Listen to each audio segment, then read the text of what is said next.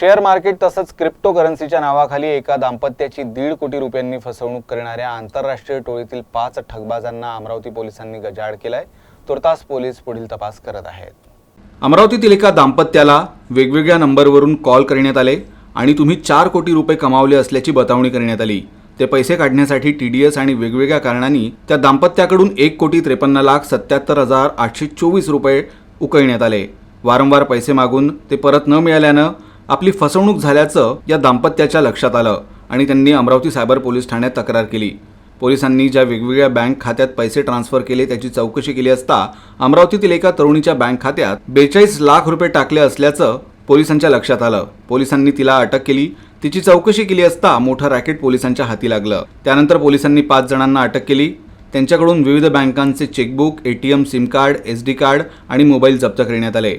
या आरोपींनी 42 लाख रुपये Gujarat, Kotak Mahindra bank, Hyderabad Bandhan bank, federal bank Gujarat, Punjab, Karnataka, Telangana अशा 14 बँक अकाउंटमध्ये पैसे ट्रान्सफर केले होते। तर उर्वरित फसवणुकीची रक्कम ही एकूण 216 बँक अकाउंटमध्ये ट्रान्सफर केली।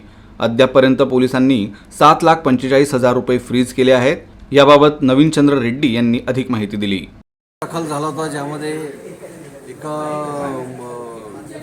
फिर्यादीचे 1,54,00,000 रुपयाचं शेअर ट्रेडिंगच्या नावाखाली डिफ्रॉड करण्यात आलं होतं। शेअर ट्रेडिंग आणि क्रिप्टोकरन्सी देऊ असं त्यांना आमिष दाखवलं होतं आणि वेळोवेळी त्यांच्याकडून पैसे जे आहेत ट्रान्सफर करून घेण्यात आले। ह्या मॅटरमध्ये एकदा 24 लाख, 42 लाख असे घेतले होते आणि नंतर त्याच्यामध्ये फायदा झालेला आहे आणि तो फायदा झालेला पैसा जर परत पाहिजे असेल तर आणखी 75 लाख टॅक्स भरावा लागेल असं त्यांना सांगण्यात आलं आणि त्या विक्टीमनी 75 लाख रुपयाचं लोन घेऊन हे टॅक्स भरलं होतं। त्यामुळे त्यांचं मोठ्या प्रमाणात फ्रॉड झाला होता, 1,54,00,000 रुपयापर्यंत।